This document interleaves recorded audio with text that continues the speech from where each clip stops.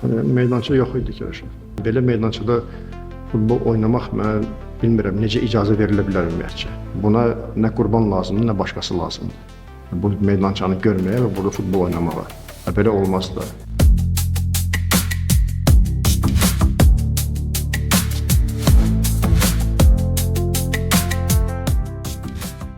Qarabağ Newcastle-la görüşə hazır olmayacaq. Bu mesajı baş məşqçi Qurban Qurbanov Qubada verdi. Qarabağ, Kadinin qırmızı vərəqi alması ilə azlıqda qaldığı imişli səfərində Musa Qurbanlının sona yaxın vurduğu qolla qızıl dəyərində 3 xal qazandı. Təcrübəli mütəxəssis isə oyundan sonra görüşdən çox meydançanın vəziyyətindən şikayət etdi. Cavabdeh qurumlara sərt mesajlar yolladı. Həqiqətən belə meydançalarla liqanın səviyyəsini qaldırmaq olmaz.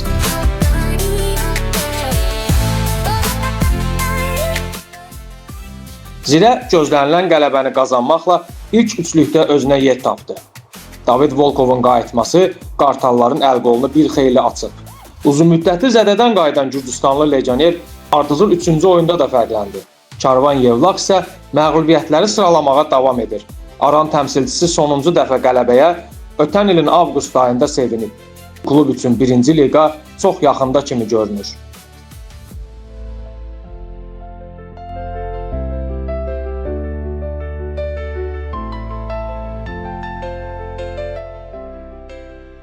Vernidubun gəlişindən sonra məğlub olmayan Neftçi Kəpəz səfərində 3 xalı 3 qol əldə etdi. Futbolçular bir qədər diqqətli ola bilsəydi, daha iri hesablı qələbə qeydə alınacaqdı. İkinci yarıda meydana çıxan Vensan Abbakar 3 dəfə dirəyi nişan aldı. Ukraynalı mütəxəssisin gəlişindən sonra ehtiyat skamyanın daimi sakininə çevrilən dünya ulduzunun motivasiyasının yüksək olması diqqətdən qaçmadı. Qol vurmaq üçün alışıb yanırdı. Görünür, əsas heyətdə yer alan və qolları sıralayan Bassala Sambuya rəqabətdə uduzmaq istəmir. Neftçinin uğuru üçün bu çox yaxşı haldır. Ümumiyyətlə, Vernidub komandaya rəngarənglik gətirir. Hamı oynamaq şansı alır. Hamı oynamağa hazır vəziyyətdə qalır. Falayo Saka və Mustafa Sek də cinahlarda hücuma daha aktiv dəstək ola bilsə, bu Neftçi 2 illik aradan sonra Avrokuboklara gedə bilər.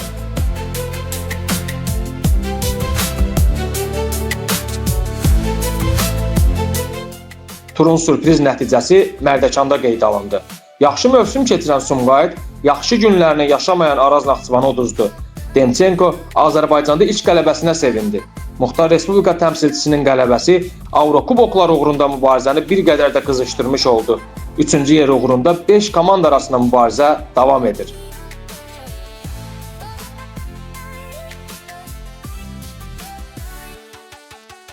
Qarşısına çempionluq hədəfi qoyan Turan Tovuz deyəsən heç Avrokuboklara gedə bilməyəcək. Berdiyevin yetirmələri bu dəfə Şamaxı səfərində xal itirdi. Qolsuz bərabərliklə bitən görüşdə daha yaxşı çıxış edən və qələbəyə yaxın tərəf Ayxan Abbasovun komandası oldu. Turan bu oyunda qələbə qazanmadığı üçün 4-cü pilləyə endi.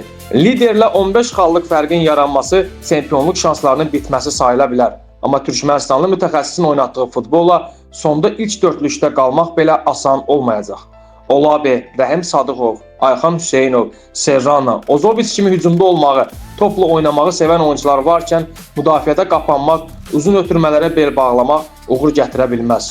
Joarlem Santos, Josh Zinelli, İbrahim Avvadici kimi hücumçuları olan bölgə klubu son 3 görüşdə bir qola sevinib. Onu da Serrano penaltidən vurub. Berdiyev istədiyi transferlər edilir, istədiyi şərait yaradılır. Amma ortada nə oyun var, nə də normal nəticə. Maraqlıdır. Belə vəziyyətdə klubun prezidenti Ehtiram Quliyev əcnəbi mütəxəssisə dözməyə bu qədər səbri haradan tapır?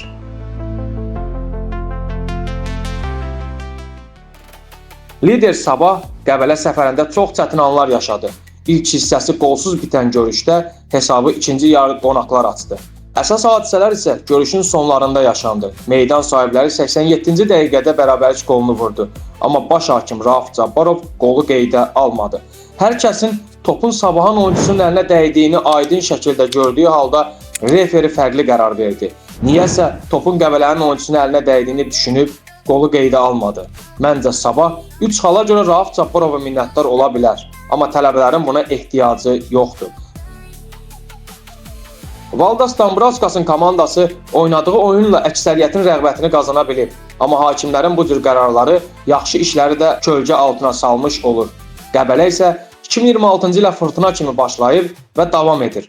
Ardıcıl 2 qələbədən sonra bölgə klubu ötən tur Neftçiyə şanssız şəkildə uduzdusa, bu dəfə hakimin yanlış qərarı onları xalsız qoydu. İstənilən halda yaratdığı kollektivə, oynatdığı futbola görə Kaxaber Çıxacaqçıya alqış düşür. Bu komanda daha yuxarı pillələrdə olmağı haqq edir. Beləcə, stadion qalmaqalı ilə Qubada başlayan tura Rauf Cabbarovun müzakirələrə yol açan qərarı ilə Qəbələdə yekun vuruldu. Bəs sizin baş verənlərə münasibətiniz necədir? Fikirlərinizi şərh bölümündə yazın.